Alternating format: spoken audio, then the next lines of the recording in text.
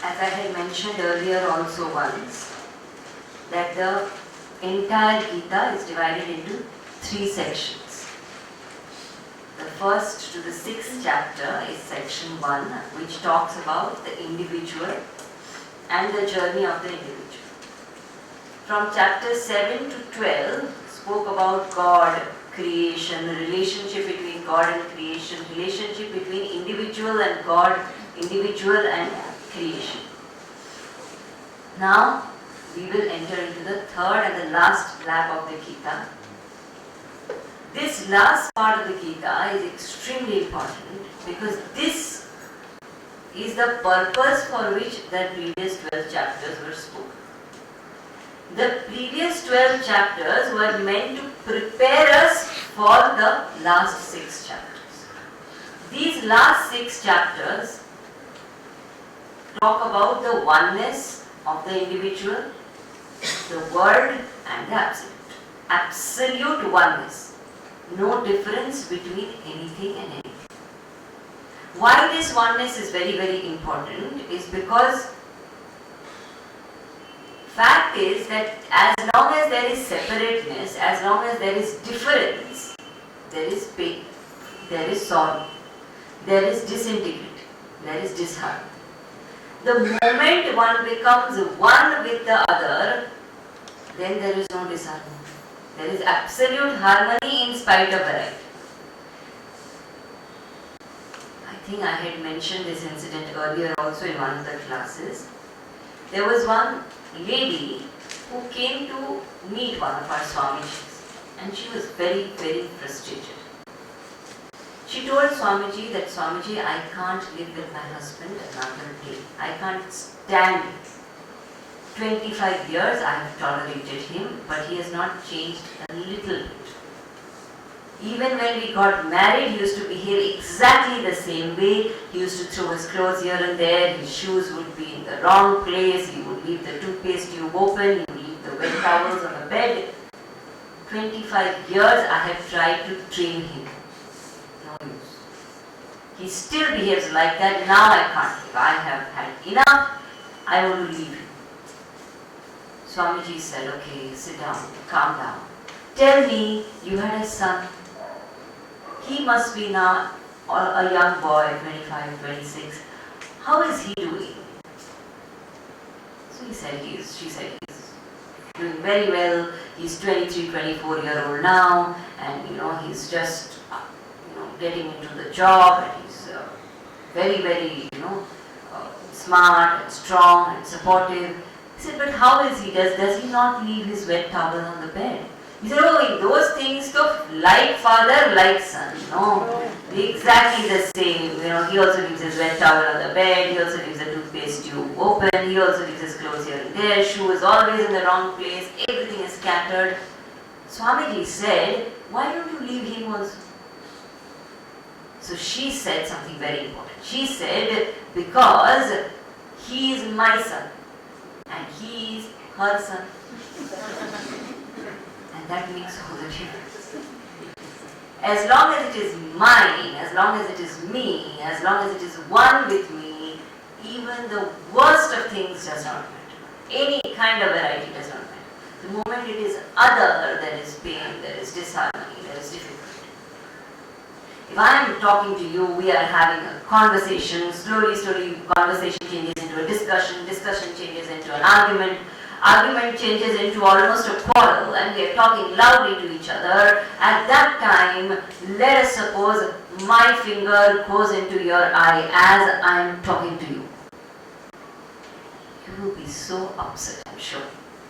Can't you see when you are talking? First of all, you don't understand what I am saying, and then you hit me. Look at my eye, I can't even open it, it's turning red, water is coming, I think I need a doctor. No. But supposing I am having that same conversation, same argument, same quarrel, as I am talking, my finger goes into my eye. Will I make a fuss of it? I will not bother. Chup chap, I will rub my own eye with my own finger and go on. Why? I am one. This is one with me, that is not one with me. So the moment there is oneness, that moment there is harmony, there is peace, there is love. The moment there is separateness, there is trouble. Therefore, this concept of oneness is important. First point, behavior. Second point is, the moment I understand oneness, violence ends, fear ends, anger ends. The root of all these three is separateness.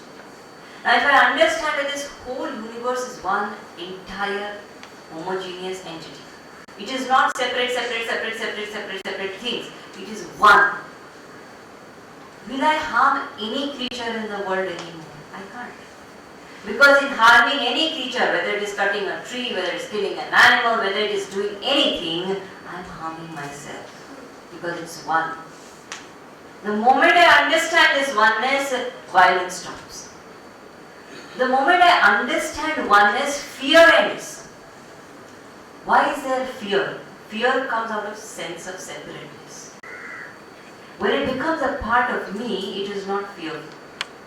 For example, for the snake, its poison is not scary, it's not poisonous. For us it is poisonous, it is not mine. For that whose part it is not big. It is not poisonous, it is not harmful. There is no fear anymore. Supposing you go to somebody's house, and let us say there are a lot of people who have pets these days, and some of these pets are so scary. I remember I went to one person's house, I'm not at all exaggerating. He actually had a huge crocodile for a pet. That crocodile was in one small pond, and then they're showing also his name was Jimmy. They kept saying, Jimmy, come here, Jimmy. I'm saying, Arey Papre, what will he do now? His mouth opening, big teeth like that. I am scared. Why? He's not mine. I am not one with him. They who love him, who have become one with him, have no fear. In a classroom also it happens. Supposing there's a classroom and the teacher's son is in the class. Everybody else may be scared of her. When it comes to him, deep within, even if he may appear to be scared, deep within he knows that why? No fear. The moment somebody is mine, somebody is me, oneness comes, fear ends. We are not scared of our own people. We are scared of others. We are scared of unknown. The moment I become one, fear ends. The moment I become one, anger ends forever. The moment I understand, who will I get angry with? Myself. There is no basis of anger anymore. Anger ends. So fear, violence, anger, everything ends the moment there is a oneness. Therefore, understanding of this oneness is important, and hence this section is important because this will really make Gita meaningful. Because in this section, this oneness will be established. Starting from the 13th chapter to the 18th chapter. This last 6 chapters. And because this talks about this concept of oneness, this oneness is very difficult to understand. Why? Because we are constantly experiencing separateness. We are constantly experiencing variety. To say that all this variety is actually one is very tough.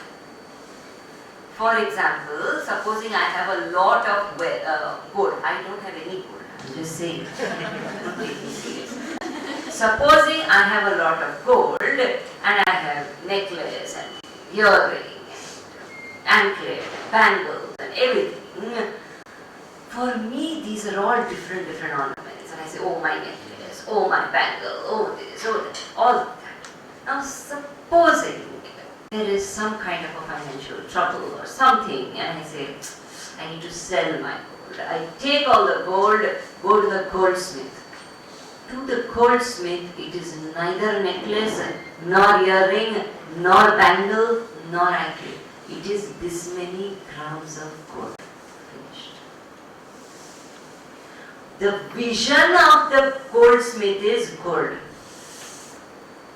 Our vision is the name and the form. So to shift the vision from the name and form to the gold is very difficult. Because you are seeing the name and form, you are using the name and form, you are experiencing the name and form. And here is Gita saying, no, don't focus on the name and form. Name and form keeps changing. Bangle will become necklace, necklace will become anklet, anklet will become something. Because it's just name and form. Gold is what is going to remain the same. Focus on the gold. That is the common factor. The moment I see gold, for me I don't say, this is not gold, this is not a good design. It does not matter, it is gold. Everything is valuable. I don't see flaws anymore. Similarly, the moment I see that gold divine in each and every iota of the universe, everything is divine. Then there is nothing rejectable, there is nothing wrong, there are no flaws, there are no limitations. So this shift of vision from the names and forms to the essence, this is a very difficult thing to do. And this is the crux of spirituality. Spirituality is not about becoming something, about getting certain powers, about doing certain practices. Spirituality is a shift in vision. Swami Chinmayanand always used to say a very beautiful statement. He used to say spirituality is not a way to look at specific things, it is a specific way to look at all things. Very beautiful statement. Spirituality is not a way to look at specific things, it is a specific way to look at all things. It's a shift in vision. Doing practices is easy. Initially maybe it's difficult, okay, every day I can't do my japa, I can't do my prayer. Slowly it will come. Can be done.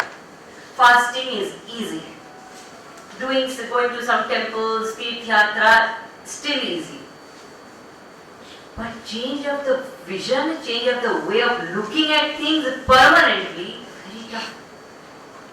Therefore, you will find that from this 13th lesson onwards, 13th chapter onwards, Gita also gets a little difficult to understand. My suggestion is, I haven't planned it this way, but it just so happens that due to various reasons, now we are going to have some gaps between our sessions, longer gaps than we have had earlier. Use that time to study the commentary. I have said this earlier also, but now especially because 13th chapter specifically is very difficult to understand. I have seen big scholars, Pandits, even Swamis pull their hair out trying to understand the essence of the 13th chapter. It's a very difficult chapter. So read it. Think over it. When you're doing different things, waiting for a bus, traveling somewhere, cooking, doing mechanical work, keep thinking, bathing, under the shower, keep thinking, what was said? What did it mean? How does it apply? When we reflect and process what we learn and hear in the class, then that knowledge slowly gets assimilated or digested. We need to digest this knowledge in such a way that it becomes a part of it. When food is digested, it becomes a part of it. Then it's not separate rice. You don't know where the rice is, but it's there in me. It's not separate chapati. Chapati is there in me. It's all become me. Similarly, these principles of oneness, etc., need to become me. Now we have crossed that stage of just listening, understanding, grasping information.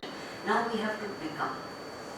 If we don't become, then slowly Gita will start sounding boring. Why?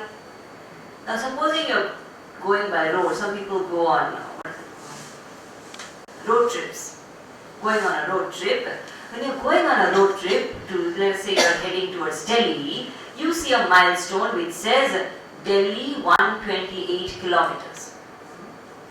Supposing you decide to sit at the milestone and celebrate, yay, I reached Delhi. After some time it will get boring or not. You have not reached Delhi. You have to follow that milestone and actually put the effort and get to the destination.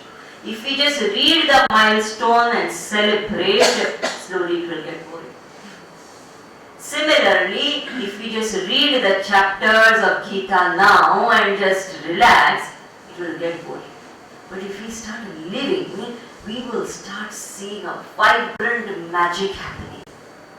Our way of living, our way of thinking, our way of talking, our way of responding to situations will quietly change without even us knowing. You will be surprised. So, another suggestion which I have is start maintaining a balance sheet or an audit book. You all are experts in that more than me. I have never made one. Make a balance sheet or an audit book of your own progress.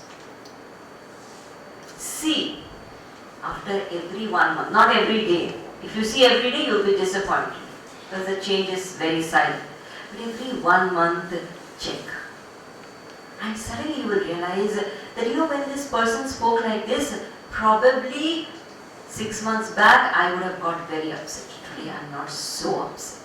Maybe I am not absolutely calm, but I am not so upset. When this didn't happen what I wanted, I am not as agitated as I was. When somebody did something wrong to me, instead of hating me, I actually thought good about him. How did this happen? So we will start observing changes which we are not consciously doing. But because of the listening and the reflection, the processing which I am doing, the knowledge is getting digested. Now this is a very beautiful experience. If you manage to do this, Gita now is going to get very, very good. And in this process, it will be very, very silent transformation. Now it won't be like, I started doing this, or I started reading the Gita, I started doing my japa. It's not external, now it's very internal. And therefore it will be silent. So if we keep judging ourselves, we will get into trouble. We have to audit every 1 month. Auditing does not happen every day. Auditing happens once in a while. Every day if I say, I'll be disappointed. I will start feeling, oh God, nothing is changing. I'm trying so hard, nothing is happening. A lot of people feel like that after satsang. They say, I'm going to Gita class, I'm listening, but no change. Especially, I have nothing against any community, okay, this is just an example, especially in Gujarati households. There is a special way in which the mother-in-law tests the daughter-in-law. There are many ways, I'm not going to give away all the tricks. But one way is, she will tell her in the first week of her entry into the kitchen, dahi jamado. She will tell her to make curds. And from the way she does that, mother-in-law knows how many times this girl would have entered kitchen in her mother's house. Very clear. So if the girl has never made curd, she will take the milk, she will put the curd, she will cover it, and the whole night she will be in tension.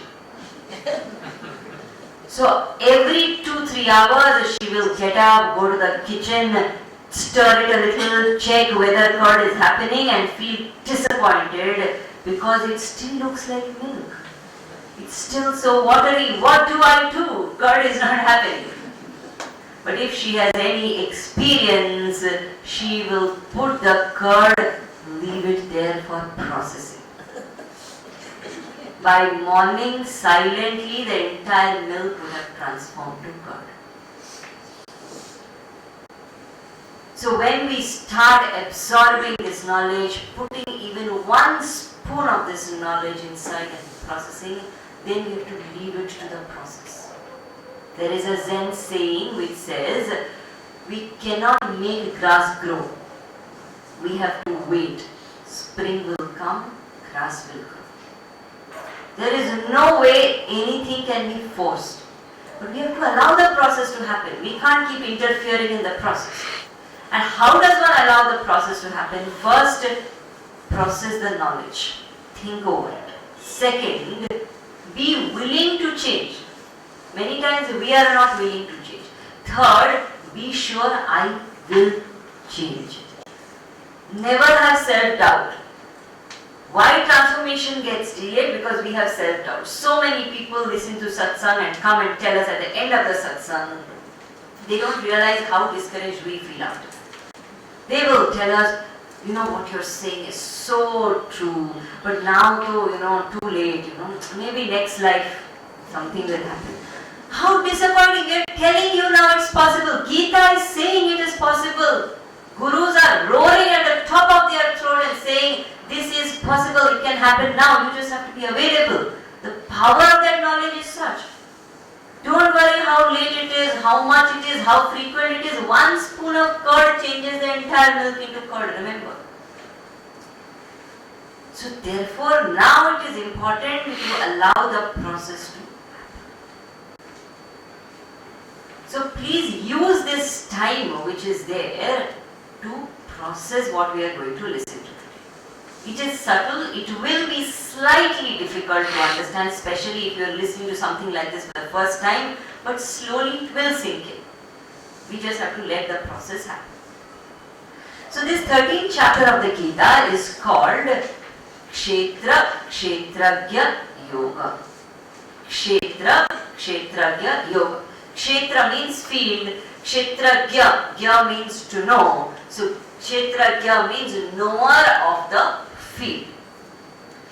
Before we go into what Kshetra Kshetragya Yoga means, we will first understand some basic principles of the knower-known relationship.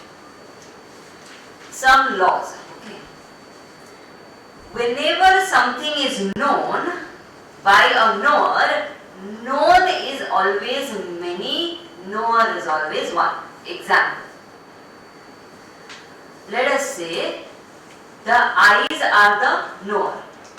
With the eyes I can know different shapes, different forms, different colors. It's not one thing that I am knowing with the eyes. Many things I am knowing. So knower is one, known is many.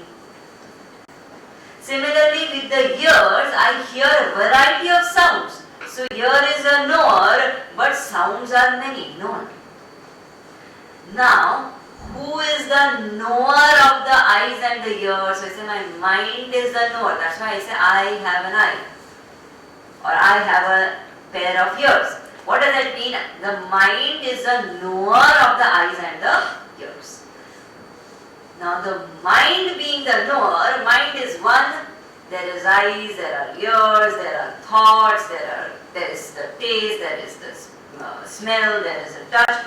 Variety is there. So known will be many, knower will be one. First principle. Second principle is knower always will be different from the known. Knower cannot be the same as the known. For example, eye cannot see itself. Ear cannot hear itself. Watch cannot tell the watch does not know the time. I know the watch and therefore I know the. So that which is the knower has to be different from the known. Third is knower always will be sentient and known will be inert. What does that sentient and inert mean? Sentient means that which is aware of itself, which is aware of others. That is that which has a life in it, basically. Inert means that which is neither aware of itself nor aware of others, therefore it has no life factor.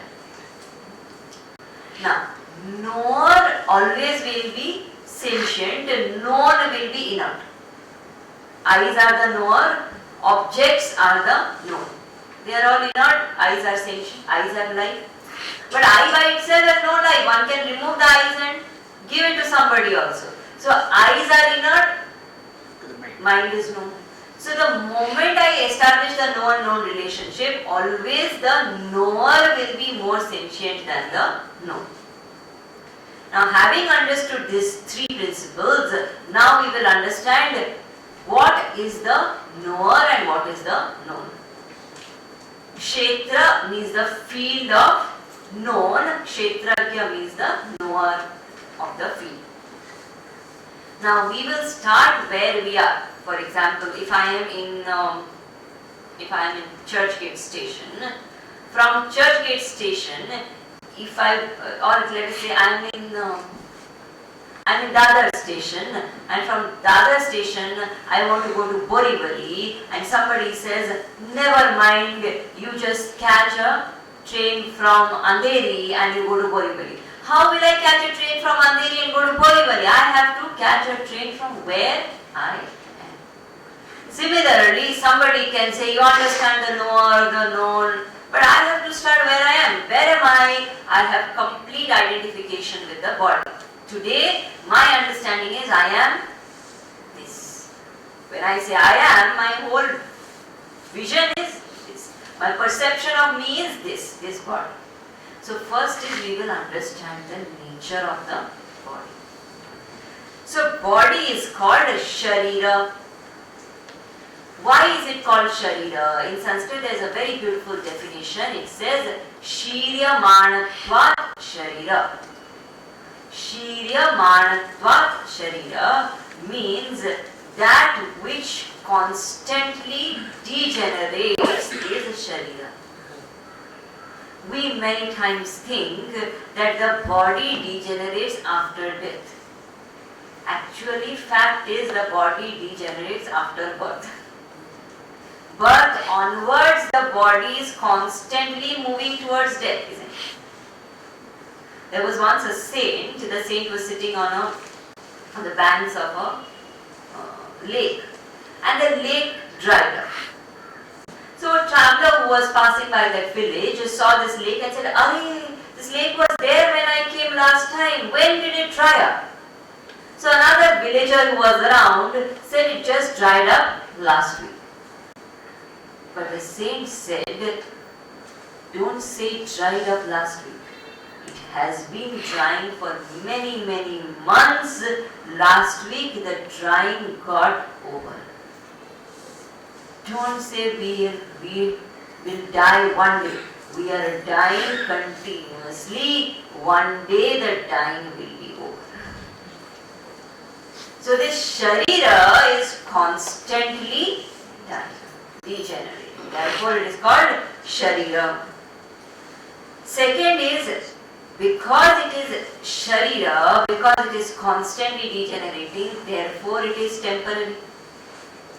Third is, because it is temporary, therefore it gets over one day. Fourth is, because it gets over one day, how do I know that it gets over? Because I am the knower and the body is the. How do I know that the body degenerates? How do I know that the body gets over? How do I know that the body is temporary? I know. Why? I am the knower, body is. So therefore, first we have to understand that when it is said Kshetra, Kshetragya, Kshetra is not just the field of objects outside. Kshetra begins with this. This is our Kshetra, our field. From here onwards till the end of the universe, the entire creation is Kshetra. Who is Kshetragya? I am Kshetragya. How do I say I am Kshetragya? Because I don't know the entire Kshetra, isn't it? I know my body. I don't know entire Kshetra. I can say God is Kshetra. That is more comfortable. Because yes, God is all-knowing, God is absolute happiness, that all we have studied. Therefore, God is Kshetragya. I can't say I am Kshetragya because I don't know the entire Kshetra. God knows the entire Kshetra, so He is Kshetragya. And God and I can't be one. Why God and I can't be one? So said, because no matter how much of Gita I hear, no matter what I do, ultimately when things go wrong, I am miserable, angry, upset, frustrated, etc. And God by definition is infinite happiness. So because God is infinite happiness and I am one miserable tiny minute creature, therefore God and I can't be one. Second reason why God and I can't be one is because God by definition is all-knowing. Kshetragya. I know only little. I don't know everything. I know a lot, but I don't know everything. So because of that, God and I can't be one. So it is said, but then if God and I can't be one, then who is the knower? Who is the Kshetragya? See, I know this is a little confusing. Think about this. Who is the Kshetragya? So it is said, who can be Kshetragya? Me only. I know. If there is any knower of this body, of this mind, of this, it's me who knows. So there is no knower other than me, and yet I cannot say that I am one with God because God is as though different from me. How do we explain this? So there is an example given. Example is, supposing there are lots of pots. Okay? Pots are filled with water. And in the water of each pot, the light of the sun is getting reflected and you can actually see the sun in each pot. So in the pot, looking at the pot, if you ask, where is the sun? Here is the sun. In every pot there is the sun, therefore every pot is the sun. But can really the reflection of the sun become the sun? Reflection of the sun can never be the sun because this reflection will end, this reflection can shake, this reflection cannot be the real sun. Sun is different. Yet, if you say, what is this reflection? Is it different from the sun? It cannot be different from the sun. It is one with the sun, but it is yet cannot be one with the sun. From one standpoint, it cannot be one because reflection has completely different qualities from the sun. But what is the identity of the reflection other than the sun? It is one with the sun. So it is said, God and I are related, similar. Such a beautiful concept if we grasp it actually. That I am not different from God because there is nothing else except the sun. How did the light come? Except God, how is there this light spark here? Why is it that this bundle of flesh, blood, bone, marrow, muscle is breathing, throbbing with life? Because of God. So I cannot say there is anything other than God who is a knower. How can I know even without the divine factor? There is a divine factor in me because of which I know anything. That consciousness is proved by my own knowledge. I know means there is consciousness. So therefore, I am one with that consciousness. But I cannot say I am absolutely joined with that consciousness because I am maintaining my identity with the limited. As a limited person who knows limited things, who is miserable in circumstances, I cannot be one with the consciousness. So therefore it is said, God is not one with us, God is not separate from us, but there is an, as though, illusion of separateness. That is called as abhasa. Abhasa means appearance. So there is an abhasa that God is separate from us. In reality, is God separate from us? It said, no, God is not separate from us. God is completely one with us. So now, Kshetra is this body. I am the Kshetragya. And what is that I? I is that consciousness. This is what we are saying. Now somebody says, this is all just because you are sitting there and you have a mic, you can't just bluff anything. Why should we believe that I am Kshetragya? I say I am Kshetra. If this body is Kshetra, I am also Kshetra. I also know myself. I am also the object. So So it is said, no, that can't be. Why? Apply the laws. We said body is kshetra, that we are convinced about. Now body is kshetra. Do I know the body? I know the body. So I am the knower, body is the knower. Now we said in the laws, knower and known cannot be the same. Therefore, if body is kshetra, I know this kshetra, so I cannot be kshetra, I have to be kshetra. Second law said, body, kshetra is inert and kshetragya is sentient. So that means body is inert, I am consciousness, I am kshetra. How do we understand this? So whenever we say something, whenever we think something, know something, there are two kinds of vrittis, two kinds of thoughts which are involved in knowledge. So let us say, I say this is a phone. The moment I say this is a phone, that means there is this phone and there is I who knows the phone. So actually in the thought, there are two thoughts, two vrittis. One is called aham vritti, other is called idam vritti. Idam vritti is the this thought, which says this is a phone. Aham vritti is the I thought, which says I am. I am, therefore I know this is a phone, isn't it? So it said aham vritti and idam vritti.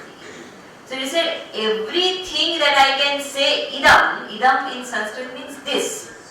If I, for anything I can say this, that means it is kshetra.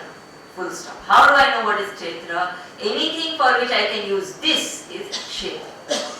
I can say this phone, I can say this seat, I can say this book, I can say this person, I can say this body, I can say this mind, I can say this thought.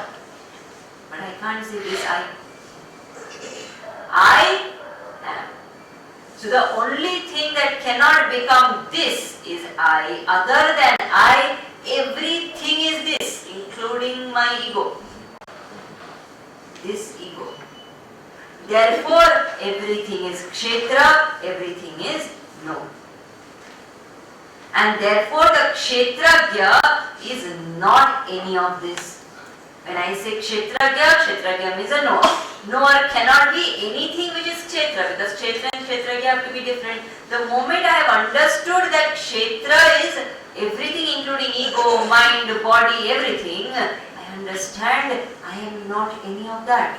Because kshetragya has to be different from kshetra. So I am not the body, I am not the mind, I am not the ego, I am not the thoughts. I am that which enlivens and knows all of this. And that which enlivens, that enlivening factor is the oneness. That is the common factor in the entire creation. How do we understand this common factor? Because we don't seem to have anything in common. Each person is so different. How can there be a common factor? So it is said that the example is of electricity. For example, I see that there is an AC which throws cold air. There is a microwave which gives out heat. There is a fridge which makes things cold. There is a fan which moves. There is a light which gives light. There are different expressions of electricity. Expressions are different, but there is one common electricity enlivening all of this. There is no difference in the electricity in the bulb, or the electricity in the fan, or the electricity in the mic, or the electricity in the microwave. Electricity remaining the same expresses differently through different equipments. Similarly, it is said there is one absolute infinite consciousness which is expressing differently through different kshetras. How do I experience this kshetragya, this electricity, this life spark as my essential nature? Because that shift of vision has to happen. Why is it that after listening, I am still not able to experience that electricity? I am still not able to experience that life spark. So it is said, I am not able to experience it because to experience that life spark, a certain tuning is needed. For example, let us say, these days, I don't know if people have those radios. You know, when we were kids also, we used to have those radio sets, the small ones, and we used to have an antenna, and you have to tune the radio.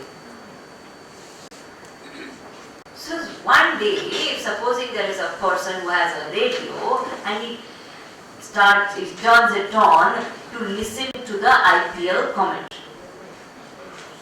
And he has been waiting for it, and he bought a new radio set, sat down with his, his chips and his whatever cold drink, and he said, let me enjoy the IPL commentary. He turns on the radio, and there is no telecast happening.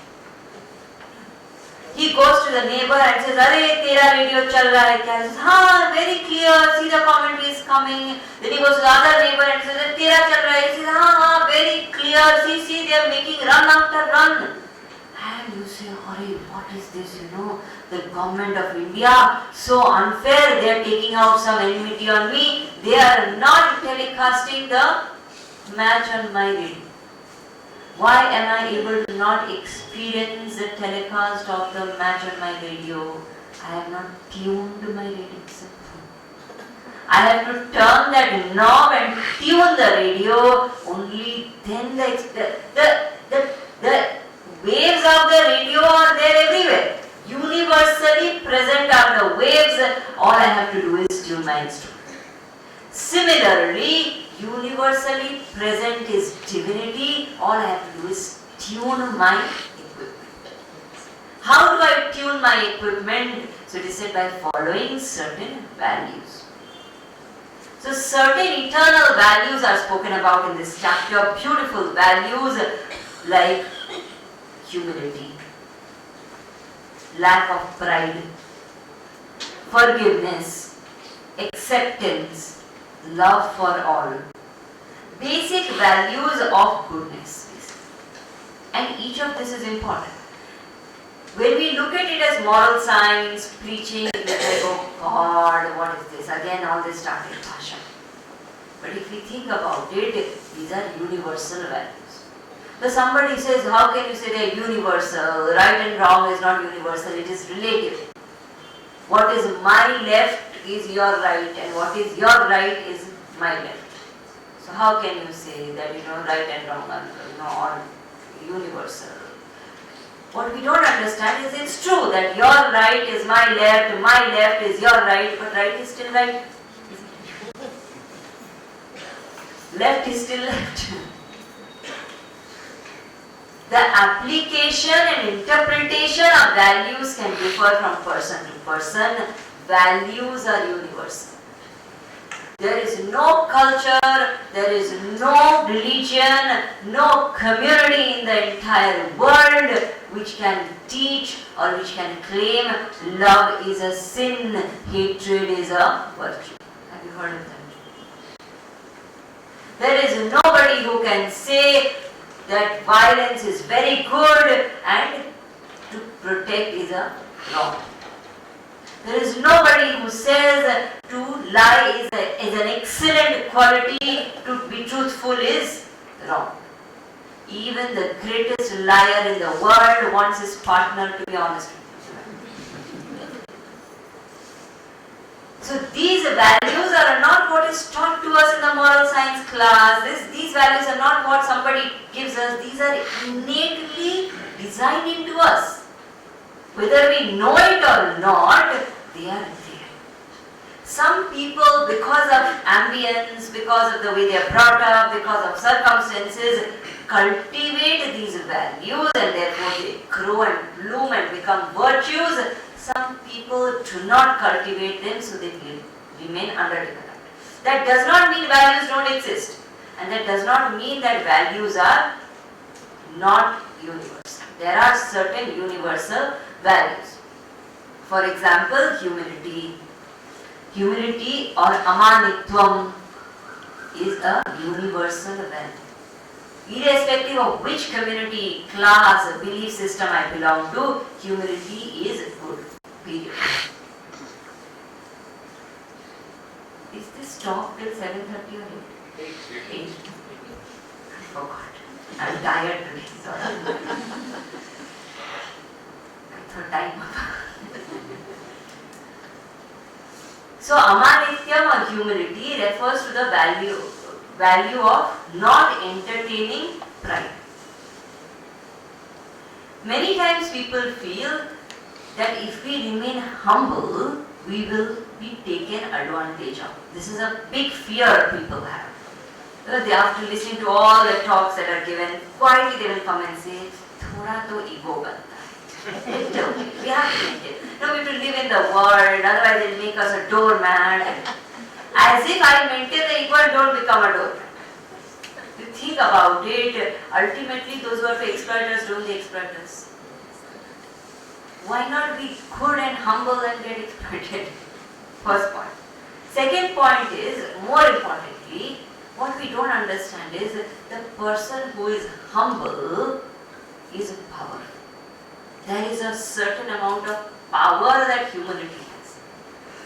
Ego is actually a sign of weakness. There is a very beautiful story that I had read somewhere. It is said once the king of Kashi and the king of Ayodhya were going in their chariots in two opposite directions. And as they were going, they reached a certain lane or a certain bridge. The bridge was very narrow. There was no way both the chariots could pass together. And these are both great kings, king of Kashi and king of Ayodhya. So now everybody who was watching wondered who will give way to whom. King of Kashi immediately said, "It is known all over the world, the kings of Kashi never give way to another king." And king of Ayodhya also gave back. He said, "It is known all over the world that kings of Ayodhya always give way to other kings." This is humility. Humility is not weakness. Humility is strength. This is one shift of thought that we need to bring. Because ultimately, even those who think that humility is outdated, we need to be little.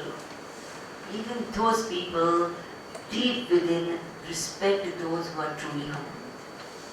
Ultimately, we say, "I really respect this person. Why he's humble." When people talk of great people in the world, whether it is celebrities, whether it is anyone, don't we say, "I really like him." Why? Because in spite of being so great, he is down to earth. So we all value humility. When we want others to be humble, isn't it important we practice it? And humility is such a strange thing. Gurudev always used to tell this to us. He used to say, humility is a strange thing. Because the moment you think you have it, it's gone. We have to be careful there. The moment I think, I met such people, who come regularly to satsang, etc. They will come and say, "Swamiji, you tell me anything I will do. I have no ego. I am the humblest person you will meet." This is ego, you understand? Dangerous ego. "I am the humblest person you will meet." Ego. "I have no ego." Ego. Humility is such a sweet quality that a truly humble person doesn't even assert his humility. There's an incident, there was one great saint called Swami Akhandanandji Maharaj, especially popular in the Hindi speaking community, very, very great Mahatma. His books and work is still now an authority in Vedanta and spirituality. Swami Akhandanandji, when he was there was a contemporary saint who is more well known in the English speaking community, Swami Chidanand Maharaj from Divine Life Society. They were almost same age. They lived in the same times. So one day there was one sabha where both of them were present, and Chidanandji, if any of you have met him, would know what a humble person he was, absolutely down to earth. So this Akhandanandji said, about Chidananji, from when he was speaking about him, he said, you know, the virtue of humility, if you want to understand, you should see Swami Chidananda. So that is not coming from an ordinary admirer, it is coming from Akhandananji. That itself is huge. Then Swami Chidanand Maharaj came to speak when his turn came, and he said, you know, supposing there is a box and you keep a precious gem which belongs to you in that box. Whom does the gem belong to? The box or to you? Everybody said to you. He said, Akhandanandji kept this precious gem called humility in me because it belongs to me. The level of humility, you understand? What level of humility is that? Absolutely down to earth, no assertion. We throw our weight around in small things. Actually, what is our... And how to cultivate humility? To speak about humility is easy. How does one cultivate humility? One very basic thing to cultivate humility is to remember who the great people were. To remember the saints and sages. When we understand the depth which they lived, the greatness with which they lived, then the small things we do become so immaterial, humility comes automatically. It is obvious after that. How humble they lived in spite of their greatness. When Gurudev was there was a time when Guruji was teaching the students who were studying in the ashram. Guruji was a young disciple. That time he must be 21, 22 years old. He was still in white clothes. He used to teach Sanskrit to the other brahmacharis. Gurudev had told him. One day, some guests came to meet Gurudev.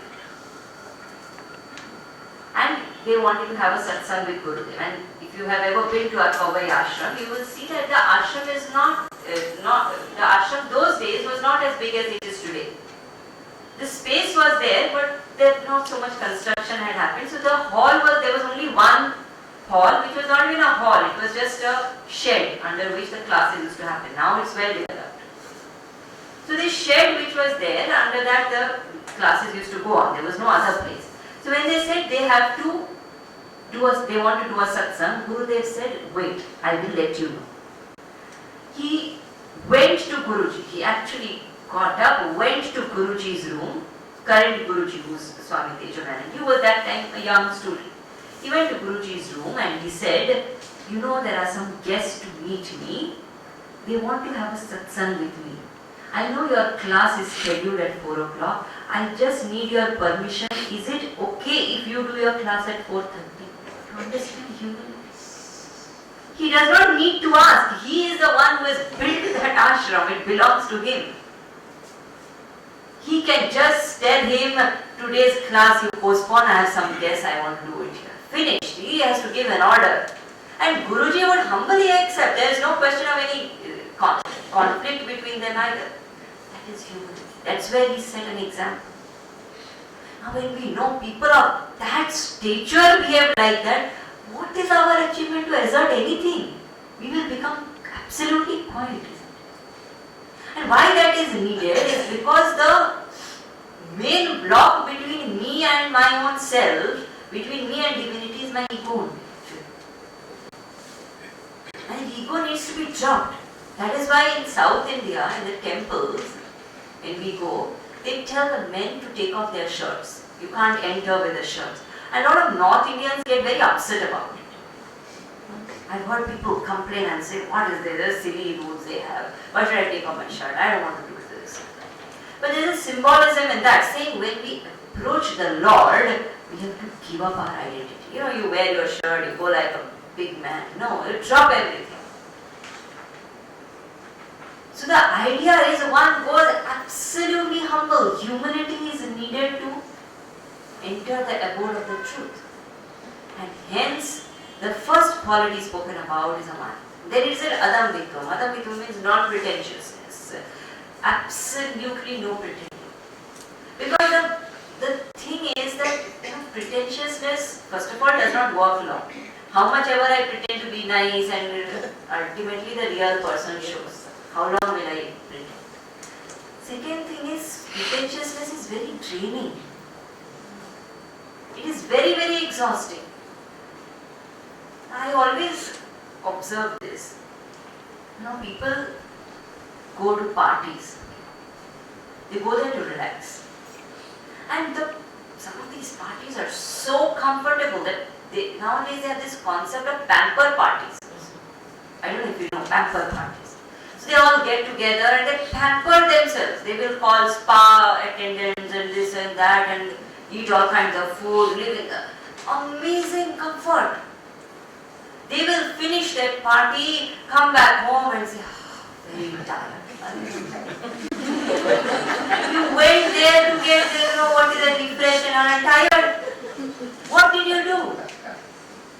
Pretentiousness. You understand? When I have to maintain an image, it is very exhausting. I sit in my home being myself, I keep doing all the work also, I don't get as tired as I become after the party or the wedding. Why? Pretentiousness. You understand? The moment I start being somebody other than who I am, I suddenly become very exhausted. My energies are drained.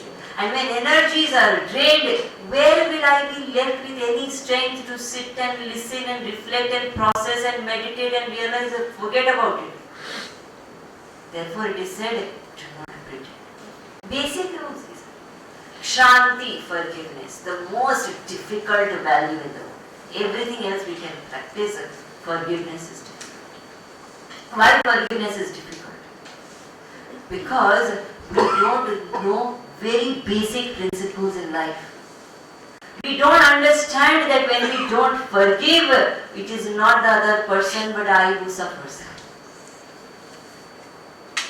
It is not he who is suffering, it is me who is suffering. Forgiveness is a value meant for self-redemption.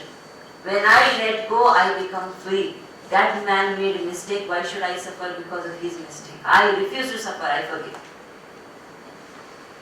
Also, if we cannot forgive at all, remember one thing. This is a secret which Krishna has not said, I am saying. I want to clarify. There is no revenge as powerful as forgiveness. When somebody does something wrong and we do nothing about it, we have punished that person. Already. Forgiveness happens at different levels. One is somebody does something wrong and I can't forgive him even after 20,000 years. I say I can never forgive what this fellow did to me. So I just can't forgive. That is one level. Second level is I get absolutely upset. I say I will never forgive you. I don't want to have anything to do with you. But as time passes, I forgive. Third is when I see somebody doing wrong, I get upset but I forgive immediately. I say, Chacha, it's okay. Fourth level is that I do not get so upset, I forgive. Fifth level is the highest level. Highest level is I don't take offense. There is no need of forgiveness because I have not taken offense. What are we talking about? This is the highest level of forgiveness. And forgiveness of that level needs tremendous amount of clarity. It does not need compassion around that. It needs clarity. Clarity that each one is punished by their own sins. Clarity that I have committed enough wrong for which I have been silently forgiven. Think about it. Haven't we all in our lives done so many small and big mistakes? Imagine if God kept account really of each and every little thing and punished us. Today you and I would be sitting in hell. fact that we are still able to smile means silently he has forgiven so many things. Who are we not to forgive anybody?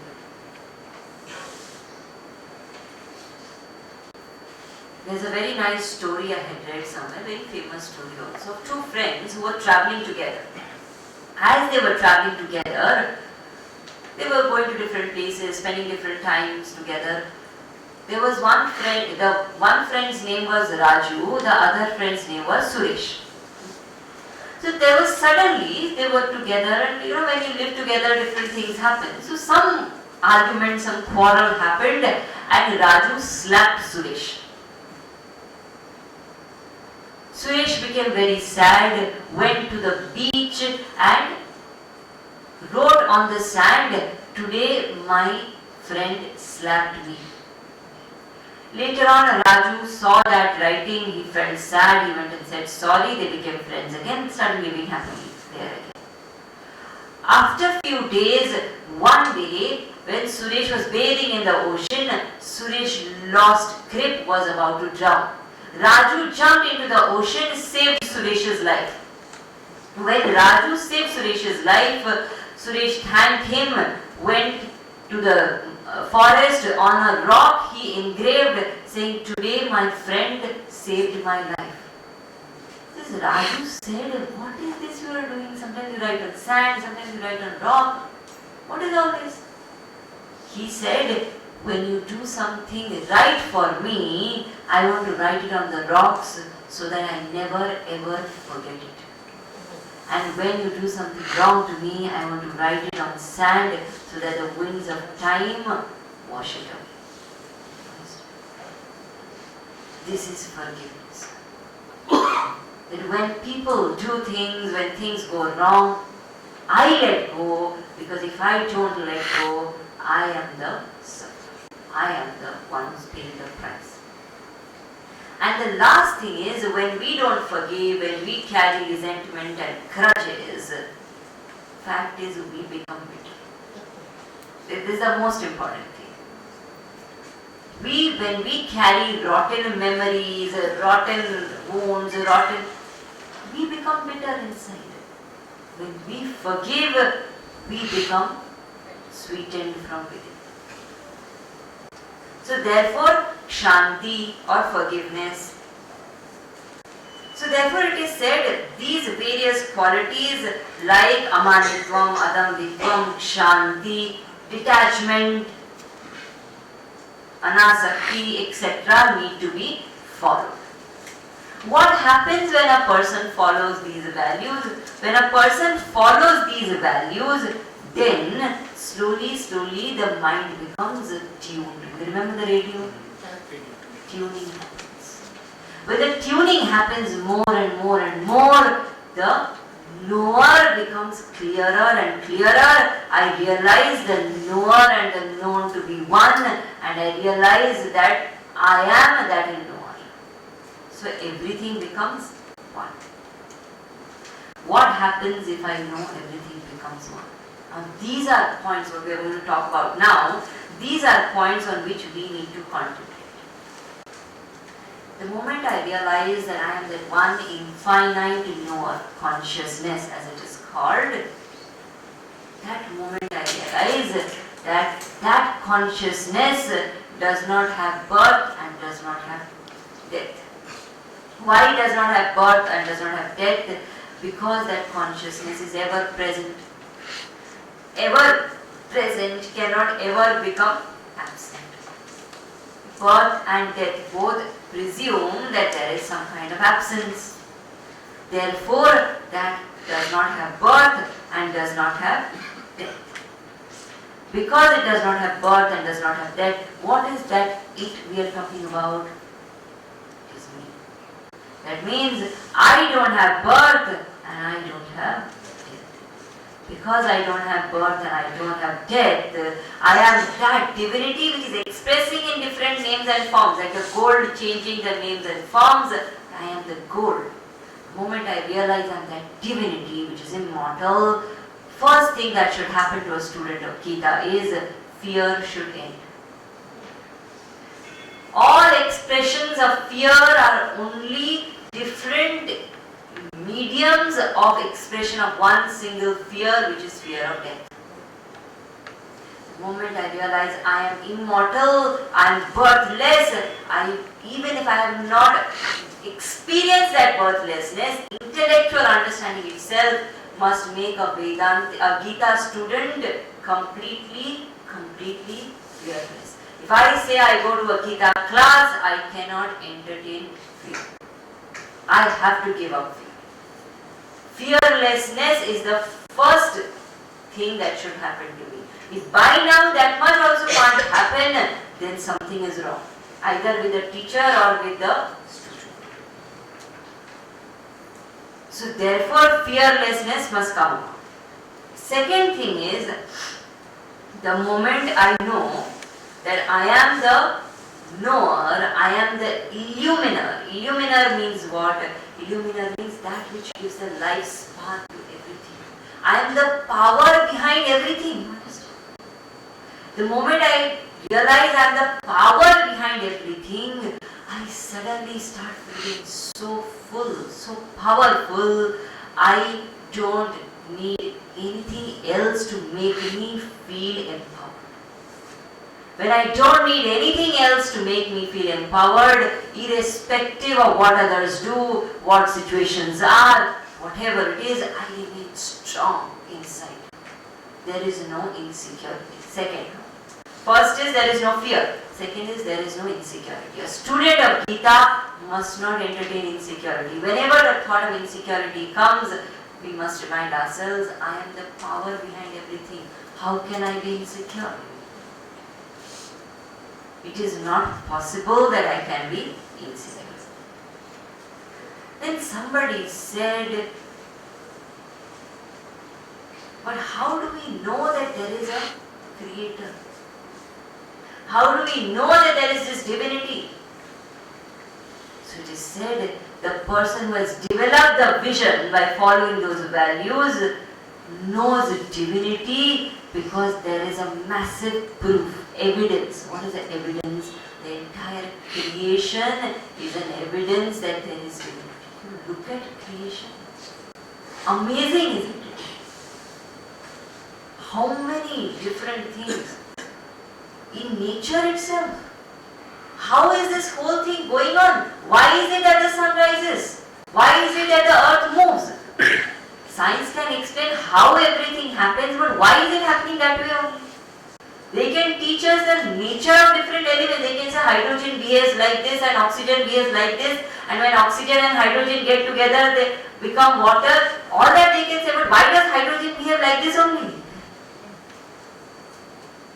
Why they don't know? What's going on? So the creation itself is a proof that there has to be some divine power, which is the creator. The moment I understand this, that the creation is a proof of the creator, the creation is an expression of the creator, I start being extremely loving, extremely accepting of the world around. Acceptance becomes a second nature of the student of Gita. Now, what is the nature of that Lord or that divinity? That divinity, remember the Kshetra, Kshetragya difference. Okay, Kshetra is different from Kshetragya. Yet we are saying Kshetra alone is the Kshetragya, sun and reflection. It is different, but it is one. So, being different means what? The Kshetragya, the divinity, is not becoming this body. Divinity is not becoming the limited objects, the limited creation. Divinity is infinite. Infinite, remaining infinite is appearing like the finite. Which means that the infinite divine is not really involved in the finite affairs. You and I have a fight, you and I have, some kind of argument, you and I suddenly become friends. All these finite interactions that are happening, divinity is not participating in them. Yet, without divinity, all this can't happen. It is nourishing all of it, it is supporting and illumining all of it without actually getting involved. Divinity is ever detached and yet ever a part of everything. So the moment I realize I am that divinity, I learn to be like that. I can remain detached, I can remain objective, and yet I can nourish the world with my love. Love and attachment don't have to be the same. We've discussed that before. I can nourish everybody, but I can remain completely detached and unaffected. Why? I am the illuminer, I am the nourisher, I am not the limited. I am not the kshetra. And knowing this can be difficult, can be easy. So therefore it is said that divinity which is being spoken about, that infinity, that kshetragya is near and that kshetragya is far. Somebody says Krishna is by now gone crazy. Something is saying near and far. How can it be near also and far also? They say it is nearer than nearest for the one who has the vision. Because it is me. How Gurudev always used to say, when people used to ask how far is God, he used to say, how far the clay is from the clay pot, that far is God from me. How far the clay is from the clay pot, that far is God from me. Very, very close, intimate. But for the one who cannot see it, cannot understand it, it is very far. Some of you will feel like that at the end of this class. So this is far also, near also, our practical experience. So what happens is, the moment I understand this knower as myself, that state is called realization. So what is needed for that? Two things are needed. One is that the knower must be understood. So knowledge is needed. Second is, I must die to the individuality. So I must wake up to the knower and I must die to the individuality. The limitedness which I maintain, I am this limited individual, from that I have to become completely separate and say I am that infinite divine reality. And this is not some kind of an auto-suggestion or brainwash. We have actually analyzed and understood that I am that. It's a fact. So when I understand that I am that infinity, when I understand that I am not that limited, that moment all my bondage ends. Everything ends. But why do I feel bondage in the very first place? So it is because of Sangha dosha. What is Sangha dosha? Sangha dosha is the problem of closeness. So when something is close to something, I start feeling they are one and the same. For example, if there is a crystal and there is a blue cloth kept near that crystal, the crystal appears to be blue. The crystal is not blue. Because of Sangha dosha, closeness, crystal is appearing to be blue. Similarly, because I have lived in this framework of this dead matter for so long, because of Sangha dosha, I have started feeling I am this. So how will I overcome this? Through knowledge. So the moment I understand knowledge, that moment I become free from Sangha dosha. How will this happen? So there are various methods. First means is Shravanam. Shravanam is listening. We have discussed that earlier also. So listening about it is important. Again and again and again I have to be reminded, I am infinite. Because I forget. So Sangha dosha is there. I am living in this body which is finite and wanting to realize infinite is difficult. So repeated reminders are needed. Therefore regular satsang. Shravan. Second is, whatever I hear, I need to spend time in contemplation or meditation. Absorbing that knowledge, letting it sink into me. And we have seen how to meditate in the 6th chapter also. Third is, developing the spirit of discrimination. Clearly knowing what is real and what is unreal. And last is faith and devotion to the Guru. Very important. At this stage this becomes extremely important because the subject is becoming subtle. Now we are no longer in that field alone where things can be proven under a microscope, shown in a test tube, explained through logic. Slowly there are certain things which cannot even be spoken about. How exactly does one explain what is infinity? The moment I utter this word infinity, each one of you has formed one opinion of infinity, one concept called infinity, and that is not infinity. Infinity is beyond concepts. How does one explain infinity? It cannot be explained. There has to be so much of love, so much of faith, so much of tuning between the teacher and the student that silent truth can get communicated. That is the purpose of all the Shravan and the Seva and everything. Through the Shravan and Seva, that love and tuning should develop. Such that there is no need of speaking. Silent eloquence is the language of the truth. We have to learn to listen to silent eloquence. So therefore faith is needed, love is needed, devotion is needed to the Guru at this stage. And then it is said, when I understand this whole thing and I experience that absolute truth, what happens? I become like space. In space, everything is. But does space become affected by anything? Space remains unaffected. Similarly, the person who understands the truth, in him everything may be there. Not that that person will leave the world, go away somewhere, run away, no. But that person remains unaffected. The person remains ever blissful, ever happy. And only a person who is ever happy can share that with anybody else. When we feel, if I do all this, what will happen to my family? Unki khushi ka khayal kaun rakhega? You think you are taking care now? They are miserable because of you. We need to become that fountain of infinite bliss that can just flow into the world. For that I have to experience that with you. Therefore it is said, experience the truth through Shravan and through contemplation and through devotion and faith in the. With that we come to the end of this 13th chapter, which is the Kshetra, Kshetrajna Yoga.